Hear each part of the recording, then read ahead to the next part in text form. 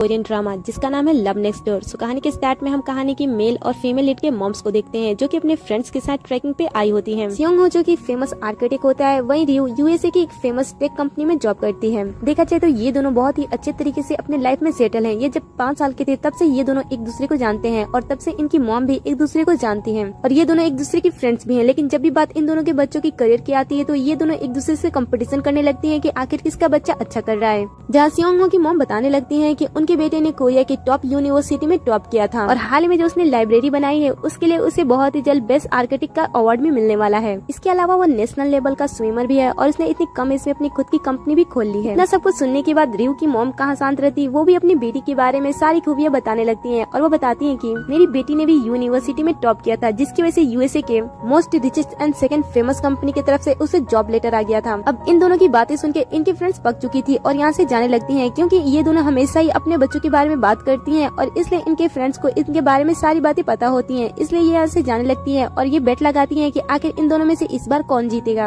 अब आगे हमें वो अवार्ड शो दिखाया जाता है जहाँ पे सीओ को अवार्ड मिलने वाला था, लेकिन अभी तक यहाँ पे सीओ नहीं पहुँचा था। इसलिए जो को सीओ होते हैं उसके बारे में पूछ रहे होते हैं कि आखिर वो इस समय तक यहाँ पे क्यों नहीं आया। वेल यहाँ पे हम सीओ को देखते हैं जो कि एक फिल्म डायरेक्टर से बात कर रहा होता है। वो यहाँ पे डिसाइड कर रहा होता है कि वो एक ऐसा मेमोरियल पार्क बनाना चाहता है जहाँ पे लोग आकर अपने मरे हुए रिश्तेदारों के बारे में सोचे और उन्हें याद करें। सीओ का ये आइडिया डायरेक्टर को पसंद आता है। तभी सीओ के पास उसका को सीईओ कॉल करता है और उसे अवार्ड के बारे में बताता है। वेल सीओ अपने काम को टाइमली खत्म करके उस अवार्ड शो में टाइमली पहुंच जाता है और वहाँ पे अपने अवार्ड को रिसीव भी करता है और इसके बाद वो अपने दूसरे काम की वजह से यहाँ से चला जाता है। आगे हम इन दोनों की मॉम्स को देखते हैं। यहाँ पे रियो की मॉम बताती है कि उनकी बेटी बहुत ही जल्द शादी करने वाली है और वो भी यूएसए में, जो कि ये सारी बातें सुन के इनके फ्रेंड्स काफी ज्यादा खुश होते हैं और इन्हें कांग्रेस भी कर रहे होते हैं। आगे हम रियो को प्लेन के अंदर देखते हैं जो बिना किसी को बताए साउथ कोरिया वापस आ रही होती है और जैसे वो एयरपोर्ट पे आती है उसकी बेस्ट फ्रेंड उसे मिल जाती है जो कि उसे रिसीव करने के लिए आई होती है और जिसका नाम मोयम होता है। ये दोनों एक दूसरे से काफी टाइम बाद मिल रहे होते हैं, इसलिए एक दूसरे को देखकर बहुत ही ज्यादा खुश हो रहे होते हैं। रियो काफी टाइम बाद यहाँ पे आई होती है, इसलिए उसके लुक में भी काफी चेंजेस दिख रहे होते हैं। यहाँ पे आने के बाद रियो मोयम को बता रही होती है कि वो कोरिया के फूड्स को काफी ज्यादा मिस कर रही थी, इसलिए ये दोनों उसी रेस्टोरेंट में राइस केक खाने के लिए जाते हैं जहाँ पे वो हाई स्कूल के टाइम वहाँ पे खाने के लिए जाते हैं। यहाँ पे आने के बाद रियो बहुत ही ज्यादा खुश होती है और ये दोनों खा रहे होते हैं। तभी यहाँ पे रियो का भाई आ जाता है जिसे देखकर रियो अपने फ्रेंड्स के साथ छुपने लगती है। कुछ टाइम के बाद उसका भाई जब वहाँ से चला जाता है तब मोयम उसे पूछती है कि आखिर तुम अपने भाई से छुप क्यों रही थी। तब रियो से बताती है कि मैं बिना किसी को बताए यहाँ पे आई हूँ, इसलिए मैं अपने फैमिली को सरप्राइज देना चाहती हूँ और मैं चाहती हूँ कि इन सारी चीजों में तुम मेरी हेल्प करो। मोयम भी मान जाती है और इसके बाद ये दोनों यहाँ से डिनर करने के बाद साथ में बैलून्स लेकर सरप्राइज देने के लिए जा रहे होते हैं। तभी बीच में मोयम के पास एक इमरजेंसी कॉल आ जाता है जिसकी वजह से उसे रियो को बीच में ही अकेला छोड़कर वहाँ से जाना पड़ता है। जैसे ही मोयम यहाँ से चली जाती है रियो थोड़ी सी घबराने लगती है। पता नहीं उसने कुछ ऐसा किया था जिसकी वजह से वो घर जाने से थोड़ी घबरा रही थी। यहाँ पे वो एक जगह पे रुकती है जहाँ पे उसे एक बिल्डिंग दिखाई देती है जिसे देखकर उसे अपने बचपन की बातें याद आती है कि जब वो और सीओ छोटे हुआ करते थे तब उनके पेरेंट्स उन्हें यहाँ पे सोना के लिए लाया करते थे। ये देखकर वो थोड़ी सी एम्बेरस हो जाती है और उस बिल्डिंग को पास से देखने लगती है कि आखिर इस बिल्डिंग को अब किसने खरीद लिया है। रियो इस बिल्डिंग को देख रही होती है तब यहाँ पे सीओ आ जाता है और उसे पूछता है कि तुम कौन हो और यहाँ पे क्या कर रही हो। जैसे ही रियो पीछे पलट कर देखती है वो सीओ को देखती रह जाती है और साथ ही सीओ भी उसे देखता ही रह जाता है क्योंकि ये दोनों एक दूसरे को काफी समय बाद देख रहे होते हैं। सीओ से पूछता है कि तुम यहाँ पे क्या कर रही हो। ये सुनकर रियो से कहती है कि तुम्हें क्या मतलब कि मैं यहाँ पे क्या कर रही हूँ। तब सीओ से कहता है कि तुम मेरी प्रॉपर्टी पे खड़ी हो। ये सुनकर रियो उसका मजाक उड़ाने लगती है। तब सीओ से सच में बताता है कि ये मेरी प्रॉपर्टी है। ये सुनकर वो कहती है कि ठीक है मैं ऐसे चली जाती हूँ। जैसे वो यहाँ से जाने लगती है वो देखती है कि उसकी मॉम अपने बाकी फ्रेंड्स के साथ इसी साइड आ रही होती है। ये देखकर वो दूसरी साइड जाने लगती है। तब वो देखती है कि उसके डैड दूसरी साइड से आ रहे हैं। ये देखकर वो पास रखे कार्डबोर्ड के अंदर छुपने की कोशिश करती है और साथ ही वो सीओ से हेल्प भी मांगती है। तभी वो सारी लेडी सीओ के पास पहुँच जाती है। वो उसे काफी टाइम बाद देखकर खुश हो जाती है और साथ ही उसे कांग्रेस भी कर रही होती है क्योंकि बहुत ही जल्द सीओ अपने न्यू ऑफिस को ओपन करने वाला था। वो उसे कांग्रेस कहने के बाद वहाँ से जाने लगती है। सीओ की मॉम उसे देखकर कहती है कि बेटा चलो हमें घर चलना चाहिए, लेकिन सीओ घर जाने से मना कर देता है और कहता है कि आप पहले जाओ, मुझे कुछ काम है, मैं बाद में आता हूँ। उन लेडीज की नजर रास्ते पे पड़ी ट्रॉली भी पड़ती है जो कि रियो की होती है, जिसे देखकर वो लेडीज पूछने लगती है कि आखिर ये ट्रॉली किसकी है। सियोंग उस ट्रॉली को देखता है और मना कर देता है कि वो ट्रॉली उसकी नहीं है। ये देखकर रियो नीचे से लात मारती है ताकि वो झूठ बोले। फिर वो झूठ बोलता है और कहता है कि ये मेरी ही ट्रॉली है। ये सुनकर वहाँ पे खड़े मौजूद लोग उसकी हेल्प करने की कोशिश करते हैं और कहते हैं कि चलो हम तुम्हारी चीजों को अंदर रख देते हैं, लेकिन सियोंग ऐसा करने से मना कर देता है और कहता है कि कोई नहीं, आप लोग यहाँ से जाओ, मैं अपनी चीजों को रख लूंगा। उन सभी के यहाँ से चले जाने के बाद सियोंग रियो से पूछता है कि आखिर तुम इस तरीके से बिहेव क्यों कर रही हो, आखिर तुम अपने पेरेंट्स से क्यों नहीं मिल रही हो।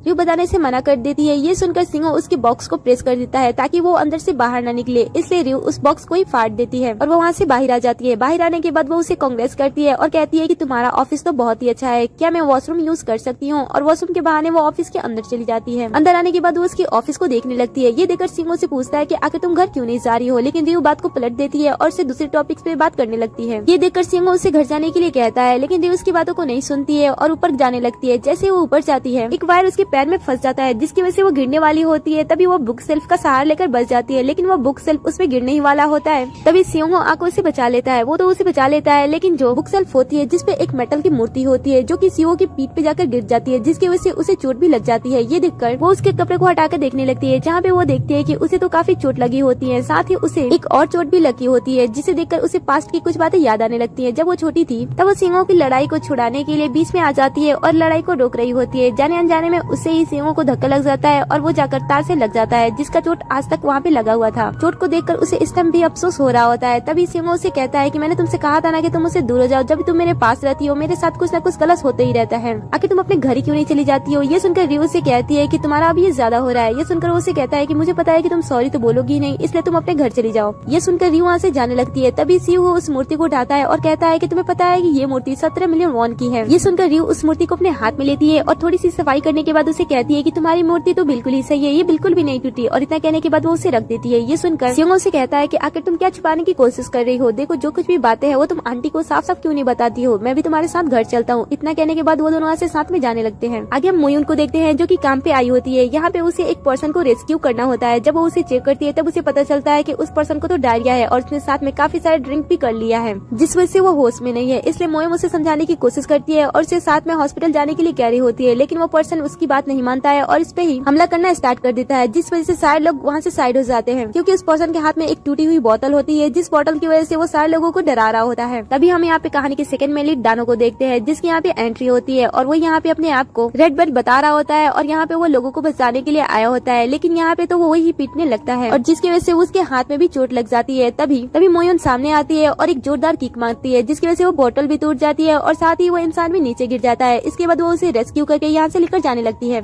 आगे हम इन दोनों को साथ में घर वापस आते हुए देखते हैं, क्योंकि इन दोनों का घर एक दूसरे के पास है। जैसे ये दोनों घर के पास आते हैं, रियो पास कर डिलीवरी बॉय को देखकर कहती है कि क्या वो लड़का मुझे अपना हेलमेट दे सकता है? ये सुनकर सिंहो उसे पूछता है कि आखिर तुम्हें किस लिए ये हेलमेट चाहिए? देखो चुपचाप से तुम अपने घर चलो। वेल रियो को तो पता होता है कि उसने कुछ ऐसी गलती की है जिसकी वजह से जैसे वो घर पहुंचेगी उसे मार तो पड़ने वाली है, इसलिए वो अपने आप को बचाने के लिए सारी कोशिश करने लगती है और इसीलिए वो रास्ते पे ही अपनी ट्रॉली खोल के उसके अंदर रखे सारे कपड़े को एक एक करके पहनने लगती है, ताकि जब भी उसे कोई मारे तब उसे ज्यादा चोट ना लगे। वैसे जब सिंहो उसे ऐसा करते हुए देखता है तब वो तो बहुत ही ज्यादा हंसता है और उसे रास्ते भर उसे चिढ़ाते हुए आता है और जैसे वो उसके घर पे पहुंचता है वो उसे कहता है कि अब तुम घर जा सकती हो, लेकिन रियो अपने घर नहीं जाती है और वो उसे कहती है कि क्या तुम मुझे एक पंच मार सकती हो ताकि मुझे पता तो चल सके कि आखिर मुझे चोट लग रहा है कि नहीं, लेकिन सिंहो ऐसे करने से मना कर देता है और कहता है कि सिंहो मना कर देता है। ये सुनकर रियो से कहती है कि क्या तुम आज रात मेरे साथ रहने वाले हो? मैं आज घर नहीं जाना चाहती हूँ। और इतना कहने के बाद वो उसके पीछे लग जाती है। ये देखकर सिंहो उसे अपने आप को छुड़ाने लगता है और कहता है कि आखिर तुम इस तरीके से बिहेव क्यों कर रही हो? तुम चुपचाप से अपने घर क्यों नहीं चली जाती हो? रियो जाने से मना करती है और कहती है कि मैं नहीं जा सकती हूँ, अगर मैं जाऊंगी तो मुझे बहुत सारा प्रॉब्लम फेस करना पड़ सकता है। सिंहो से पूछता है कि आखिर तुम मुझे साफ साफ क्यों नहीं बता देती हो कि जब तुम घर पे जाओगी तो तुम्हारे साथ क्या होगा? ये सुनकर रियो हल्की आवाज में कहती है कि मैंने शादी तोड़ दी। सिंहो उसे ऊंची आवाज में बोलने के लिए कहता है, तब वो चीखती हुई कहती है कि मैंने शादी तोड़ दी।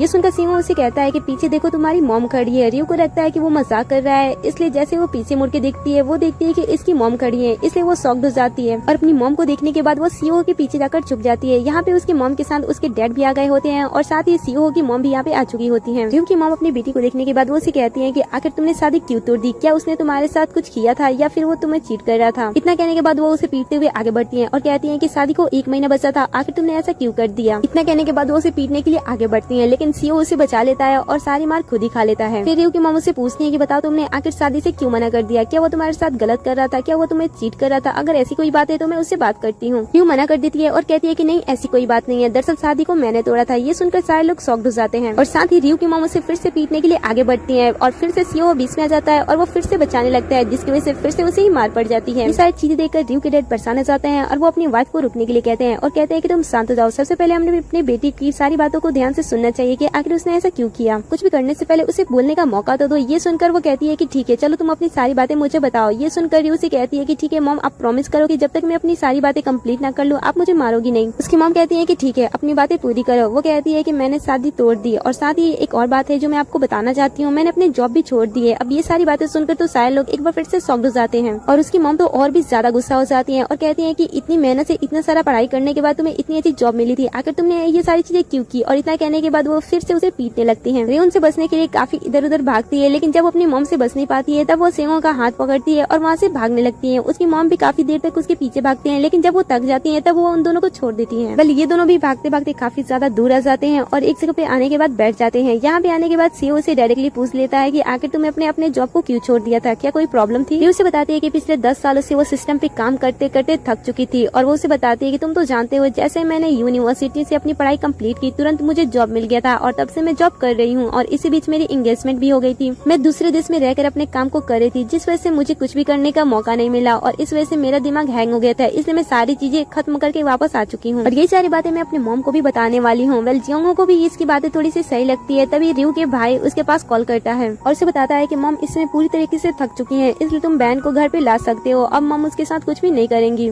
ये बातें वो रियो को बताता है और कहता है कि चलो अब तुम्हें घर चलना चाहिए क्योंकि तुम्हारी मॉम थक चुकी है और अब तुम्हें वो कोई भी पनिशमेंट नहीं देंगी। ये सुनकर रियो से कहती है कि मुझे पता है कि मेरी मॉम इतनी आसानी से थकने वालों में से नहीं है, इसलिए जैसे मैं घर जाऊंगी वो मुझसे बदला तो लेकर आएंगी। ये सुनकर जियोंगो से कहता है कि इसकी बात की तुम टेंशन मत लो क्योंकि तुमने अपने मॉम को इतना ज्यादा थका दिया है कि वो कुछ भी करने की हालत में नहीं है, इसलिए तुम टेंशन मत लो, तुम आराम से घर चल सकती हो। इतना कहने के बाद वो उसे अपने साथ घर ले जाता है। इधर हम मोयोंग को देखते हैं जहाँ पे डोंगो उसके काम को लेकर इम्प्रेस हो चुका था, इसलिए वो उसका नाम और नंबर जानना चाहता था और ये बात वो डायरेक्ट उससे पूछ भी लेता है। ये सुनकर मोइन उसे अपना नंबर देने से मना कर देती है और कहती है कि पिछले 6 सालों से मैं यही काम कर रही हूँ और जिस पर्सन ने मुझसे ये नाम और नंबर लिया है वो कभी भी मुझसे दोबारा नहीं मिला है और इतना कहने के बाद वहाँ से चली जाती है। इधर हम इन दोनों को देखते हैं, ये दोनों घर वापस आ जाते हैं, बट जैसे ही रियो अपने घर आती है वो अपने मॉम को देखती है कि उसकी मॉम सोफे पे बैठ के रो रही है, इसलिए वो अपने मॉम के पास जाती है और उन्हें मनाने की कोशिश करती है और सारी चीजें एक एक करके एक्सप्लेन कर रही होती है। बट तभी वो देखती है कि उसकी मॉम तो नाटक कर रही होती है और उनके हाथ में एक छड़ी है, वो उस छड़ी से उसे मारने लगती है। तब रियो वहाँ से भागने की कोशिश करती है, लेकिन सियोंग उसे वहाँ से भागने नहीं देता है और उसे उल्टा पकड़ कर उसके हवाले कर देता है और कहता है कि आंटी जैसे आपने कहा था मैं इसे यहाँ पे ले आया, इसलिए आप अब इसे जितना चाहे उतना मार सकती हो। और इतना कहने के बाद वो वहाँ से बाहर चला जाता है और बाहर से दरवाजे को लॉक कर देता है और तभी उसे पास्ट की कुछ बातें याद आती हैं, जहाँ पे वो देखता है कि जब वो छोटा था और यहाँ पे वो फर्स्ट टाइम आया था तब यहाँ के जो लोकल बच्चे होते थे वो उसके साथ बुली करने की कोशिश करते थे और उसे काफी ज्यादा परेशान भी करते थे और उस टाइम रियो ही ऐसी पर्सन थी जो उसे बचाती थी और उसके लिए बाकी लड़कों से वो लड़ाई भी करती थी। सियोंग इन सारी बातों के बारे में सोचता है और कहता है कि फाइनली ये फिर से वापस आ गई, मतलब अब हंगामा फिर से स्टार्ट होगा और इतना कहने के बाद वो मुस्कुराते हुए वहाँ से चला जाता है। वेल हमारी कहानी का फर्स्ट एपिसोड यहीं पे खत्म हो जाता है। आपको इस ड्रामे का फर्स्ट एपिसोड कैसा लगा मुझे कमेंट में जरूर बताना और जाने से पहले अगर चैनल को सब्सक्राइब नहीं किया तो चैनल को सब्सक्राइब कर साथ ही नोटिफिकेशन बिल को भी ऑन कर लीजिए जिससे कि आप हमारे हर एक वीडियो से अपडेट रहो।